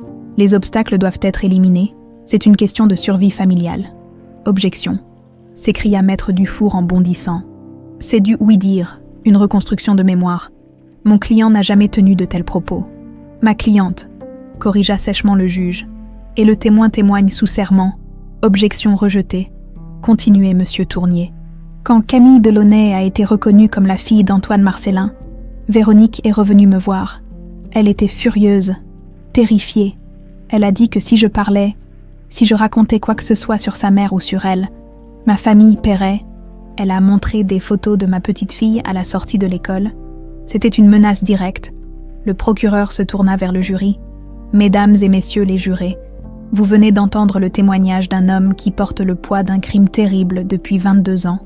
Un crime commandité par Constance Marcellin et perpétué dans ses conséquences par sa fille, Véronique Marcellin, qui non seulement a couvert ce meurtre, mais a menacé de récidiver. » Il se tourna vers Marcel. « Monsieur Tournier, pourquoi avoir accepté de témoigner aujourd'hui malgré les menaces ?» Marcel regarda Camille pour la première fois. Leurs regards se croisèrent. Celui de l'homme qui avait tué sa mère et celui de la fille orpheline. Parce que j'ai vu son visage, le visage de Camille. Elle ressemble tellement à sa mère, à la femme que j'ai tuée. Et j'ai compris que si je ne parlais pas maintenant, cette famille continuerait à détruire des vies. Constance a détruit Élise, Véronique voulait détruire Camille. Ça devait s'arrêter. Le procureur se rassit, Maître Dufour se leva pour le contre-interrogatoire, mais son assurance avait disparu. Il tenta bien de discréditer Marcel. Alcoolique, témoin fragile, motivation d'immunité, mais le témoignage était trop détaillé, trop émotionnel, trop authentique pour être balayé. Véronique fut appelée à la barre pour sa propre défense. Elle nia tout, les menaces, des inventions, les propos rapportés par Marcel, des mensonges, ses aveux lors de la réunion du conseil, une défense émotionnelle de la mémoire de sa mère, déformée et sortie de son contexte. Mais quand le procureur lui demanda directement « Saviez-vous que votre mère avait commandité le meurtre d'Élise Delaunay ?» Elle hésita une fraction de seconde de trop, son regard se durcit. « Ma mère a fait des choix difficiles pour protéger notre famille. Je ne juge pas ses choix. Ce n'est pas ce que j'ai demandé. Saviez-vous, oui ou non ?» Elle me l'a dit sur son lit de mort. « Oui. Et vous n'avez pas informé les autorités. Elle était mourante, à quoi bon remuer un passé vieux de 20 ans ? Mais vous avez payé Marcel Tournier pour acheter son silence. Je l'ai aidé financièrement. » Un geste de compassion, en lui montrant des photos de sa petite fille, en le menaçant. « Je n'ai menacé personne, c'est sa parole contre la mienne. » Le procureur sourit tristement. « Justement, mademoiselle Marcellin, et le jury décidera qui croire. » Les plaidoiries finales durèrent 3 heures. L'avocat de Véronique plaida les circonstances atténuantes, l'absence de preuves matérielles directes du meurtre, la distinction entre connaître un crime et y participer. Le procureur, lui, martela complicité après les faits, menace de mort, fraude massive, absence totale de remords. Le jury se retira pour délibérer. L'attente fut insoutenable. 4 heures qui semblèrent durer 4 jours. Camille resta assise, immobile, la main dans celle d'Antoine, priant silencieusement pour que justice soit enfin rendue. Enfin, le jury revint. Le président du jury, un homme d'une 50aine d'années, se leva. « Avez-vous rendu votre verdict ?»« Oui, monsieur le président. » « Pour le chef d'accusation de complicité de meurtre après les faits, quelle est votre décision ?»« Coupable. » Camille sentit ses jambes se dérober. Antoine la rattrapa. « Pour le chef d'accusation de détournement de fonds aggravé, coupable. » Pour le chef d'accusation de menace de mort avec circonstances aggravantes, coupable. Véronique s'effondra sur sa chaise, le visage dans les mains. Ses avocats tentèrent de la réconforter, mais elle les repoussa violemment. Le juge Beaumont frappa de son marteau. « Véronique Marcellin, ce tribunal vous condamne à 25 ans de réclusion criminelle pour complicité de meurtre, 8 ans supplémentaires pour fraude et 3 ans pour menace, peine à exécuter consécutivement, soit un total de 36 ans de prison ferme. » Un cri de rage déchira la salle. Véronique s'était levée, pointant un doigt accusateur vers Camille. « Tout ça, c'est à cause de toi, de ta mère putain qui n'avait qu'à rester à sa place. Cette fortune était à moi. Elle était à moi. » Les gardes la maîtrisèrent, mais elle continuait à hurler tandis qu'ils l'emmenaient. « Tu ne gagneras rien. Cette famille te maudira. Tu mourras seule comme ta mère est morte seule. » Puis, elle disparut derrière les portes, ses cris résonnant encore dans le couloir. Camille resta debout, tremblante, les larmes ruisselant sur son visage. Antoine l'entoura de ses bras. « C'est fini, » murmura-t-il. « C'est vraiment fini cette fois. » Mais Camille ne ressentait pas de triomphe, seulement un immense vide, et une question qui la hantrait encore longtemps. Était-ce vraiment justice ou juste vengeance légalisée ? 3 mois s'étaient écoulés depuis le verdict. L'automne avait pris possession de Bordeaux, peignant la ville de teintes ambrées et mélancoliques. Camille se tenait devant la fenêtre de ce qui était devenu sa chambre permanente chez Antoine, observant les feuilles tourbillonner dans le jardin. Le procès était terminé. Véronique purgeait sa peine à la maison d'arrêt de Gradignan. Marcel Tournier avait écopé de 8 ans avec possibilité de libération conditionnelle après 5 ans pour sa coopération. La presse s'était finalement calmée, passant à d'autres scandales, d'autres tragédies. Mais pour Camille, quelque chose manquait encore. La justice avait été rendue, certes, mais le vide laissé par sa mère demeurait béant. Les condamnations ne ramenaient en personne. Antoine frappa doucement à sa porte. « Tu es prête ? Les architectes nous attendent à Saint-Martin-des-Bois dans 1 heure. » Camille se retourna, esquissant un sourire. « Presque, je cherchais juste. » Le bon état d'esprit, depuis le verdict. Il travaillait sur un projet qui donnait enfin un sens à tout ce qui s'était passé. Camille avait décidé d'acheter la maison de son enfance à Saint-Martin-des-Bois. Cette petite bâtisse en pierre, où elle avait vécu avec Élise et sa grand-mère. Elle voulait la transformer en quelque chose de vivant, quelque chose qui honorerait vraiment la mémoire de sa mère. Une école, l'école Élise Delaunay. Le trajet jusqu'au village fut paisible. Antoine conduisait, et ils écoutaient une émission de radio classique sans vraiment y prêter attention. Leur relation avait mûri, s'était ancrée dans une routine confortable faite de petits moments partagés. Le matin, ils prenaient le café ensemble. Le soir, ils cuisinaient. Antoine s'était effectivement amélioré. Les week-ends, il visitait des expositions ou simplement restait à la maison à regarder de vieux films français. C'était une paternité tardive, imparfaite, mais authentique. Quand ils arrivèrent à Saint-Martin-des-Bois, le village semblait figé dans le temps. Les mêmes maisons en pierre, la même petite place avec son café où Antoine et Élise s'étaient rencontrés, le même clocher qui sonnait les heures. La maison de Camille, elle était exactement comme dans ses souvenirs. Modeste, usée par les années, mais solide. Devant l'entrée, une équipe d'architectes et d'entrepreneurs les attendait avec des plans et des échantillons de matériaux. Thomas Garnier, l'architecte principal, s'avança pour les saluer. C'était un homme d'une 30aine d'années, cheveux châtains légèrement en bataille, lunettes à monture épaisse, et un sourire chaleureux qui avait immédiatement mis Camille à l'aise lors de leur première rencontre. « Bonjour Camille, bonjour Monsieur Marcellin. On est prêt à vous montrer les dernières modifications du projet. » Ils entrèrent dans la maison vide, les pièces étaient poussiéreuses, les murs décrépits. Mais Camille pouvait encore sentir les fantômes des souvenirs. Sa mère dans la cuisine préparant le dîner, sa grand-mère cousant près de la fenêtre, elle-même enfant jouant dans le couloir. Thomas déroula les plans sur une table improvisée. Donc, comme prévu, on conserve la structure principale de la maison pour respecter son histoire. Mais on agrandit avec une nouvelle aile ici. Il pointa sur le dessin, qui accueillera 3 salles de classe supplémentaires. On aura aussi une bibliothèque, une salle informatique, une cantine et un grand jardin pédagogique à l'arrière. Camille étudia les plans, le cœur gonflé d'émotion. Chaque détail avait été pensé avec soin. De grandes fenêtres pour faire entrer la lumière, des couleurs chaleureuses, des espaces où les enfants pourraient apprendre, jouer, grandir. C'est magnifique, murmura-t-elle. Maman aurait adoré. Antoine posa une main sur son épaule. On peut accueillir combien d'élèves avec cette configuration ? 50 pour commencer, répondit Thomas. Avec possibilité d'extension si le projet fonctionne bien. On a déjà des demandes d'inscription de familles du village et des alentours. L'idée d'une école gratuite de qualité pour les enfants de milieux modestes suscite beaucoup d'enthousiasme. Quand peut-on commencer les travaux ? La semaine prochaine.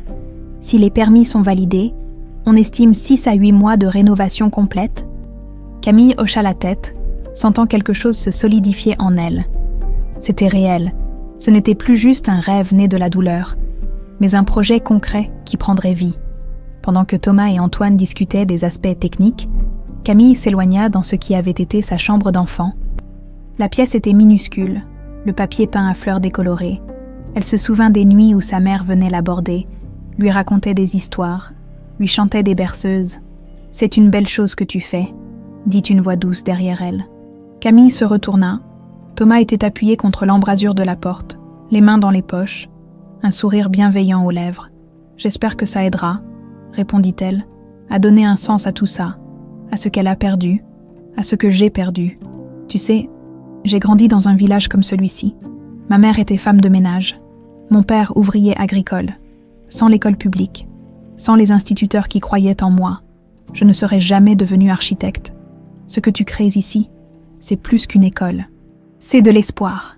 Leurs regards se croisèrent, et Camille sentit quelque chose d'inattendu. Une connexion, légère mais indéniable. Thomas s'éclaircit la gorge, soudain un peu timide. Désolé, je ne voulais pas être trop personnel. C'est juste que ce projet me tient vraiment à cœur. Merci, dit simplement Camille. Pour tout, pour ta passion, pour ton travail. Ça compte énormément. Les semaines suivantes furent un tourbillon d'activités. Pendant que les travaux de l'école commençaient à Saint-Martin-des-Bois, Camille et Antoine s'occupèrent de restructurer la Marcellin Construction. L'entreprise avait été ébranlée par le scandale. Plusieurs contrats avaient été annulés, des investisseurs s'étaient retirés, mais Antoine ne chercha pas à minimiser ou à cacher ce qui s'était passé. Au contraire, il fit de la transparence sa nouvelle ligne directrice. Il démit de leurs fonctions tous les cadres qui avaient été complices ou qui avaient fermé les yeux sur les malversations de Véronique. Il engagea un nouveau directeur financier avec un mandat clair, zéro tolérance pour la corruption, plus radicalement encore. Il créa la fondation Élise Delaunay, financée directement par les bénéfices de l'entreprise.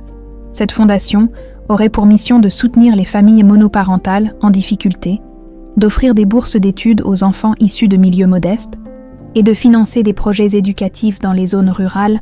Lors de l'Assemblée générale extraordinaire où il annonça ces changements, Antoine déclara devant actionnaires et employés « Cette entreprise a été bâtie sur du travail honnête par mon père, mais elle a été souillée par des crimes que ma propre sœur a commis et que ma nièce a perpétués. Je ne peux pas changer le passé, mais je peux changer l'avenir. À partir d'aujourd'hui, la Marcellin Construction sera un exemple d'intégrité, ou elle ne sera rien. » Les applaudissements furent timides au début, puis s'amplifièrent. Certains actionnaires partirent, mécontents, mais d'autres restèrent, inspirés par cette refondation éthique, et lentement, très lentement, la réputation de l'entreprise commença à se reconstruire. Camille fut officiellement nommée au conseil d'administration, mais elle choisit de ne pas s'impliquer dans les opérations quotidiennes. Son cœur était ailleurs, à Saint-Martin-des-Bois, dans cette école qui prenait forme pierre après pierre. Elle y passait plusieurs jours par semaine, supervisant les travaux, discutant avec les enseignants qu'elle avait commencé à recruter, planifiant le programme pédagogique, et souvent, elle croisait Thomas, qui travaillait d'arrache-pied pour respecter les délais. Leurs conversations s'allongèrent, d'abord professionnelles, puis personnelles. Thomas lui raconta son enfance difficile, ses rêves d'enfant de construire de belles choses, ses échecs et ses réussites. Camille partagea son histoire, la douleur mais aussi l'espoir fragile qui renaissait. Un soir, alors qu'ils inspectaient ensemble la future bibliothèque, Thomas hésita puis demanda « Est-ce que tu accepterais de dîner avec moi ? Pas pour parler travail, juste nous deux. » Camille le regarda, surprise mais pas déplaisamment. Pour la première fois depuis des mois, quelque chose en elle s'ouvrit à autre chose qu'à la douleur. « J'aimerais beaucoup », répondit-elle avec un sourire sincère. 6 mois après le début des travaux, l'école Élise Delaunay était prête. Un bâtiment lumineux, chaleureux, où 50 enfants allaient bientôt pouvoir apprendre, rêver, grandir. Dans le hall d'entrée, Camille et Antoine avaient en effet installé une plaque commémorative avec une photo d'Élise, jeune, souriante, pleine de vie, et une inscription. En mémoire d'Élise Delaunay, institutrice et mère aimante, qui croyait que chaque enfant mérite une chance, cette école est son héritage.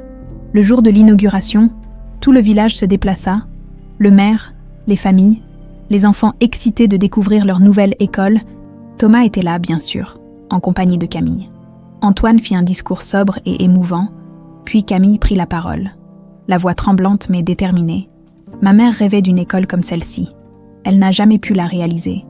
Mais aujourd'hui, grâce à vous tous, son rêve prend vie. Chaque enfant qui franchira ses portes portera un peu de son esprit, de sa générosité, de son amour pour l'éducation. Merci d'être ici. Merci de croire en cette vision. » Les applaudissements résonnèrent longtemps. Et quand Camille coupa le ruban inaugural, elle sentit pour la première fois depuis la mort de sa mère quelque chose qui ressemblait à de la paix. 1 an s'était écoulé depuis la révélation qui avait bouleversé la vie de Camille. 1 an depuis qu'elle avait découvert l'identité de son père, depuis le procès depuis la condamnation de Véronique, mais aujourd'hui, sous le ciel bleu éclatant de juin, c'était un jour de célébration pure. L'école Élise Delaunay vibrait de vie. 50 enfants de 5 à 12 ans couraient dans la cour fraîchement aménagée. Leur rire cristallin résonnant contre les murs de pierre rénovés, c'était la cérémonie de fin d'année scolaire, et tout le village de Saint-Martin-des-Bois s'était déplacé pour l'occasion. Camille se tenait près de l'entrée principale, accueillant les parents avec un sourire radieux qu'elle ne pensait plus jamais pouvoir porter. À 29 ans maintenant, elle avait trouvé quelque chose qui ressemblait à un but, une raison d'être au-delà de la douleur. « C'est magnifique », lui murmura Thomas en s'approchant. 2 gobelets de limonade à la main. « Regarde-les, ils sont heureux. » Camille accepta le gobelet, leurs doigts se frôlant brièvement. Leur relation avait évolué naturellement au fil des mois. Dîner occasionnel devenu régulier.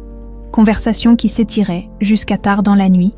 Moments de silence complice, où les mots n'étaient plus nécessaires. Thomas ne cherchait pas à remplacer sa peine par de fausses promesses.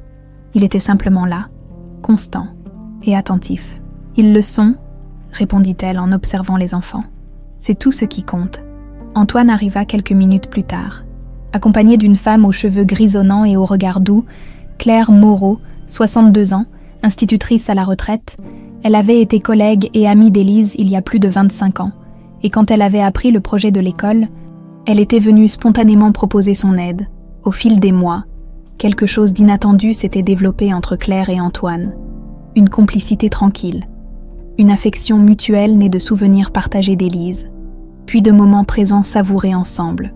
Ce n'était pas la passion dévorante qu'il avait connue avec Élise. Comment pourrait-elle l'être?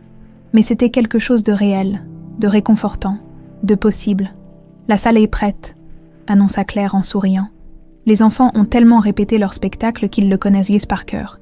« Alors allons-y », dit Camille en prenant une profonde inspiration. Tout le monde s'installa dans la grande salle polyvalente que Thomas avait conçue avec tant de soin. Les murs étaient décorés de dessins d'enfants, de photos de projets scolaires, d'affiches colorées. Au fond, un rideau improvisé cachait la petite scène.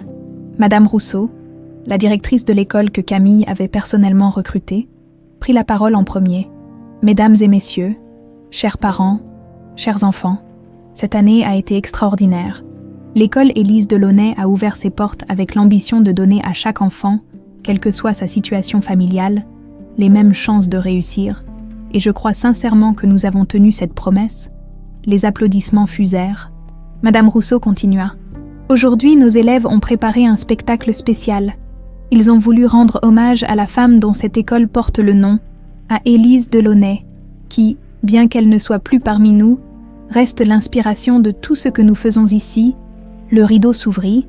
Les enfants étaient costumés simplement, certains en élèves avec des cartables, d'autres en instituteurs avec de fausses lunettes. Une petite fille d'environ 7 ans s'avança au centre de la scène. « Il était une fois », commença-t-elle d'une voix claire, une maîtresse qui s'appelait Élise. Elle aimait enseigner plus que tout au monde. Elle croyait que chaque enfant était une étoile qui attendait juste qu'on l'aide à briller. Camille sentit les larmes monter. Antoine lui prit la main, la serrant doucement. Les enfants jouèrent une petite pièce basée sur les histoires que Camille leur avait racontées sur sa mère. Ils montrèrent Élise, aidant un élève en difficulté, Élise consolant un enfant triste, Élise organisant une sortie scolaire dans les champs de tournesol. C'était simple, maladroit par moments, mais d'une sincérité bouleversante. À la fin, tous les enfants se rassemblèrent sur scène et chantèrent une chanson qu'ils avaient apprise spécialement. « Merci, maîtresse Élise, pour ton cœur si grand. Merci pour ta sagesse, qui vit dans tes enfants. » Camille pleurait ouvertement maintenant, autour d'elle. De nombreux parents s'essuyaient les yeux. Antoine avait le visage enfoui dans ses mains, les épaules secouées de sanglots silencieux. Claire posa doucement une main sur son dos, le réconfortant. Quand le spectacle se termina, les applaudissements durèrent plusieurs minutes. Les enfants saluèrent, rayonnant de fierté. Puis Madame Rousseau invita Camille à monter sur scène. « Quelques mots », suggéra-t-elle doucement. Camille s'avança. Les jambes tremblantes, elle regarda tous ces visages tournés vers elle. Les enfants, les parents, Antoine, Thomas, Claire, tous les gens du village qui avaient soutenu ce projet. « Je ne sais pas par où commencer », dit-elle d'une voix étranglée. « Ma mère n'a jamais pu réaliser son rêve d'avoir sa propre école. La vie, les circonstances, Des choix qui n'étaient pas les siens l'en ont empêché. Mais regardez autour de vous, son rêve est vivant. Dans chaque enfant qui entre ici chaque matin, dans chaque leçon apprise, chaque sourire partagé, chaque difficulté surmontée, elle marqua une pause, cherchant ses mots. On m'a volé ma mère quand j'avais 5 ans, pendant longtemps. J'ai cru que c'était juste de la malchance, un accident cruel. Quand j'ai découvert la vérité, qu'elle avait été assassinée pour protéger un héritage financier, j'ai été submergée par la haine et le désir de vengeance. Mais aujourd'hui, je comprends quelque chose d'important. Elle regarda les enfants. La meilleure façon d'honorer quelqu'un qu'on a perdu, ce n'est pas la vengeance. C'est de continuer à faire vivre ce en quoi cette personne croyait. Ma mère croyait en l'éducation, en la bonté, en la possibilité de changer le monde un enfant à la fois. Alors c'est ce que je fais. C'est ce que nous faisons tous ensemble. Ici, les applaudissements explosèrent à nouveau.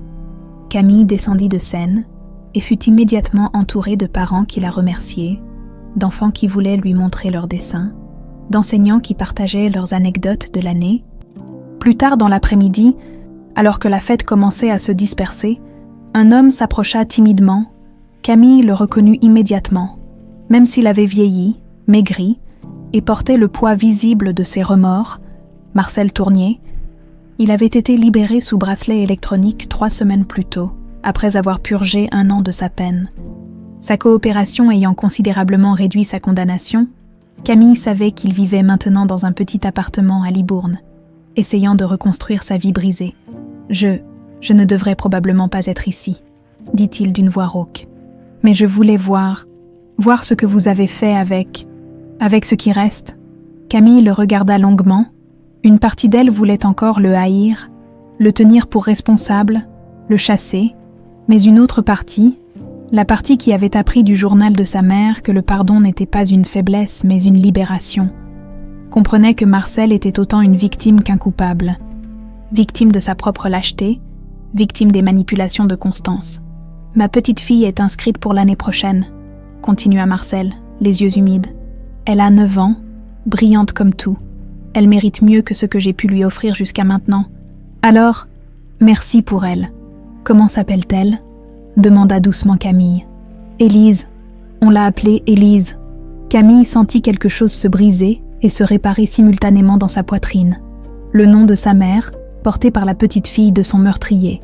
C'était d'une ironie cruelle, mais aussi d'une étrange beauté circulaire. « Elle sera la bienvenue ici, » dit-elle enfin. « Tous les enfants le sont. » Marcel hocha la tête, incapable de parler, et s'éloigna rapidement. Thomas s'approcha de Camille, passant un bras protecteur autour de ses épaules. « Tu es incroyable. Tu sais ça. Je ne me sens pas incroyable. Je me sens juste, en paix. » Pour la première fois depuis très longtemps, le soir venu, Camille, Antoine, Claire et Thomas se retrouvèrent devant le monument qu'ils avaient fait ériger dans le jardin de l'école, une stèle de marbre blanc avec la photo d'Élise, celle où elle souriait, jeune et pleine d'espoir, et l'inscription « Élise Delaunay, institutrice, mère, lumière éternelle ». Antoine déposa des roses blanches au pied du monument, comme il le faisait chaque semaine. « Elle aurait été si fière de toi, » dit-il à Camille, « de tout ça, de ce que tu as accompli, de ce que nous avons accompli, » corrigea Camille. « Sans toi, sans ton soutien, rien de tout ça n'aurait été possible. » Claire sourit doucement. Élise me disait toujours qu'elle croyait au miracle, que même dans les moments les plus sombres, quelque chose de beau pouvait émerger. Je pense qu'elle avait raison. Ils restèrent là un moment, dans le crépuscule doré, écoutant les derniers rires des enfants qui jouaient encore dans la cour. Thomas prit la main de Camille, et elle la serra en retour. « Tu sais, » dit-elle soudainement, « je crois que je suis prête. » « Prête pour quoi ?» demanda Thomas. « Pour avancer vraiment, pour construire quelque chose de nouveau, pas juste survivre au passé, mais vivre le présent. » Thomas lui sourit, et dans ce sourire, Camille vit un futur possible. Pas parfait, pas sans cicatrices, mais possible. Le vent fit doucement bruisser les feuilles des arbres plantés autour de l'école. Et quelque part, dans ce murmure, Camille crut entendre la voix de sa mère, douce et apaisée, lui disant que tout irait bien maintenant, que tout irait enfin bien. 2 ans avaient passé depuis ce jour, où un rayon de soleil avait révélé une photographie, changeant à jamais le cours d'une vie, 2 ans qui avaient transformé Camille Delaunay de 27 ans. Orpheline et solitaire, en Camille Delaunay-Marcellin de 29 ans, directrice d'une école florissante, fille retrouvée, et femme enfin en paix avec son passé, c'était une nuit d'été à Saint-Martin-des-Bois. La 2e cérémonie de remise des diplômes de l'école Élise Delaunay venait de se terminer, et le jardin de l'établissement brillait de guirlandes lumineuses, suspendues entre les arbres. Une centaine d'enfants étudiaient désormais dans ces murs. Le succès du projet avait dépassé toutes les espérances, et une extension était déjà en construction. Camille se tenait près du monument de sa mère, contemplant la stèle de marbre blanc illuminée par la douce lumière des lampions. À ses côtés, Thomas ajustait sa cravate avec nervosité. À son annulaire gauche brillait une bague de fiançailles discrète mais élégante. Il avait demandé Camille en mariage 3 mois plus tôt, au même endroit, et elle avait accepté sans la moindre hésitation. « Tu es magnifique ce soir », murmura-t-il en passant un bras autour de sa taille. « Toi aussi », répondit-elle en souriant, « même si tu as l'air terrifié par toute cette foule. Je suis architecte, pas homme de foule, mais pour toi, je fais des exceptions. » Antoine et Claire approchèrent, main dans la main. Leur relation s'était épanouie naturellement. Avec la douceur des secondes chances, Antoine avait vendu sa grande villa de Codéran et acheté une maison plus modeste à Saint-Martin-des-Bois. À 5 minutes à pied de l'école, il y passait désormais l'essentiel de son temps, semi-retraité de la Marcellin Construction qu'il avait confiée à une nouvelle direction éthique et compétente. « Les derniers parents viennent de partir », annonça Claire. « C'était une belle soirée, comme toujours », ajouta Antoine en regardant Camille avec fierté. « Ta mère aurait été, je ne trouve même pas les mots, émue aux larmes, probablement, » dit Camille. « Elle pleurait pour un rien.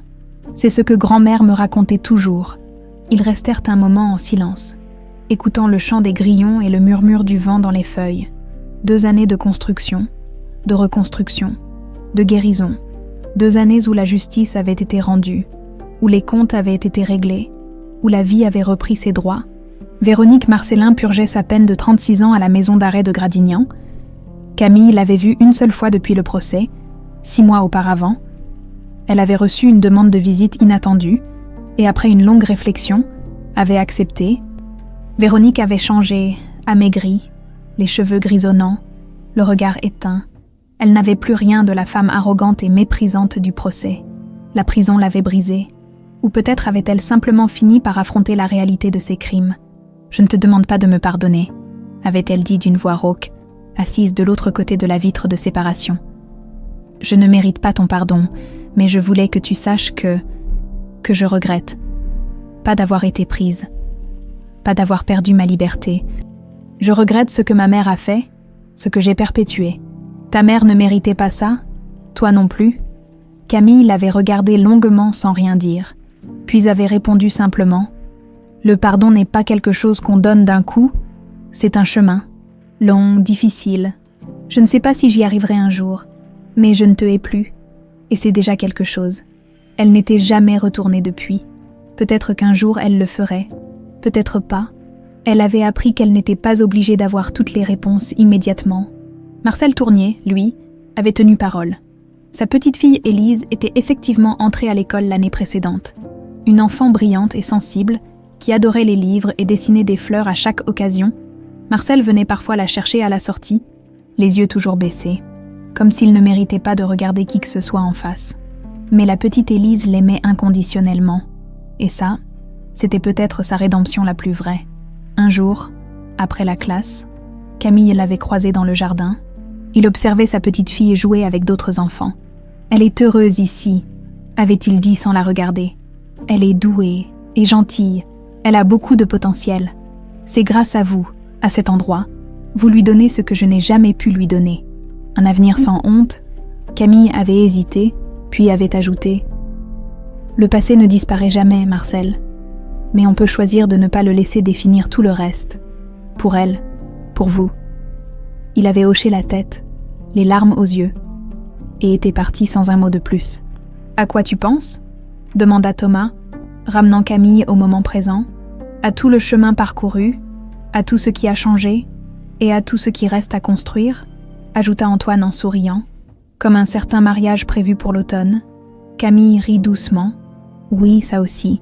Le mariage aurait lieu en septembre, ici même, dans le jardin de l'école. Une cérémonie simple, avec les gens qu'ils aimaient, pas de faste, pas de protocole mondain, juste l'amour, authentique et imparfait. Claire s'approcha du monument d'Élise et déposa un petit bouquet de marguerites fraîches. « Je lui parle parfois, avoua-t-elle. Je lui raconte tout ce qui se passe ici. Je crois qu'elle entend. J'en suis sûre, » murmura Camille. Le regard d'Antoine se perdit vers les étoiles qui commençaient à apparaître dans le ciel crépusculaire. « Tu crois qu'elle nous voit ?» demanda-t-il, la voix chargée d'émotion. Camille suivit son regard vers la voûte céleste qui s'assombrissait, se parant de 1000 points lumineux. « Oui, j'en suis certaine. Et elle est en paix. Enfin, » Thomas serra doucement la main de Camille. « On devrait peut-être rentrer. Il se fait tard. Encore quelques minutes, » dit Camille. « J'aime cet endroit la nuit. C'est comme si le temps s'arrêtait. » Ils restèrent là, les quatre, sous les étoiles de Saint-Martin-des-Bois. Autour d'eux, l'école dormait, mais même dans le silence, on pouvait sentir la vie qui pulsait dans ces murs. Les rires des enfants résonnaient encore en écho. Les promesses d'avenir flottaient dans l'air nocturne. La Fondation Élise Delaunay avait entre-temps aidé 120 familles monoparentales en difficulté. 3 autres écoles similaires étaient en projet dans d'autres régions rurales de France. L'impact grandissait, se multipliait, touchait des vies que Camille ne rencontrerait peut-être jamais, mais qui portaient toutes, d'une certaine façon, l'empreinte de sa mère. « Je me demande parfois, » dit Camille pensivement, « ce que serait ma vie si Véronique n'avait jamais découvert le test ADN. Si elle avait simplement accepté ma présence sans se battre, tu aurais probablement travaillé tranquillement au bureau, » répondit Antoine. « On aurait construit notre relation doucement, sans drame. Pas d'école, peut-être, pas de procès, pas de révélation déchirante. Tu regrettes ?» demanda Thomas. Camille réfléchit longuement. « Non, offrant c'est terrible, mais c'est ce qui nous a forcés à affronter la vérité. Sans Véronique et sa haine, on n'aurait jamais découvert que maman avait été assassinée. On n'aurait jamais obtenu justice. Et cette école, elle n'existerait pas. Parfois, dit Claire avec sagesse, les pires tempêtes portent les plus belles récoltes. » Un rire d'enfant résonna soudain dans la nuit. Ils se retournèrent et virent la petite Élise Tournier qui avait oublié son cartable et revenait le chercher avec son grand-père. Quand elle aperçut Camille, elle courut vers elle, les bras grands ouverts. « Madame Camille, je voulais vous dire, j'ai fini mon livre, celui sur les fleurs que vous m'aviez prêté. » Camille s'agenouilla pour être à sa hauteur. « Et alors, tu as aimé. J'ai adoré. Je veux être botaniste quand je serai grande, ou institutrice. Ou les deux. Les deux, c'est possible, tu sais.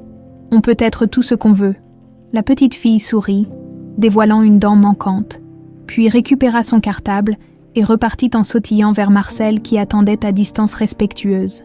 Camille se releva, le cœur gonflé d'une émotion indéfinissable. Cet enfant portait le nom de sa mère, elle était la petite fille de son meurtrier, et pourtant, elle représentait l'espoir le plus pur. La preuve que les erreurs d'une génération ne condamnent pas la suivante. Le temps Roubaix ne reviendrait jamais, les 27 années sans père, les 22 années sans savoir la vérité sur la mort de sa mère. Tout cela était à jamais perdu, gravé dans le marbre immuable du passé.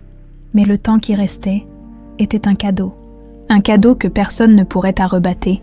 Les champs dorés de Saint-Martin-des-Bois ondulaient doucement sous le vent nocturne.